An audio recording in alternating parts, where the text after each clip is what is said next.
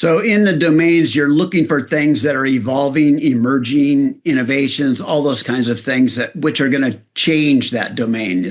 Am I understanding that right? Yeah. At the heart of it is, well, we'll just call it a force. Yeah. It can be an invention, an innovation. AI is clearly a force, but there's so many aspects to AI that we can consider forces. It could be another force we mentioned a couple of times is in the healthcare domain and not enough care capacity. That's a force, right? And so that's something that you can look at and try to understand what that force implies as far as where we're heading. And so every domain has just thousands of these, and that's really unique to our era. It's really hard to find another age where you just have so much going on at the same time.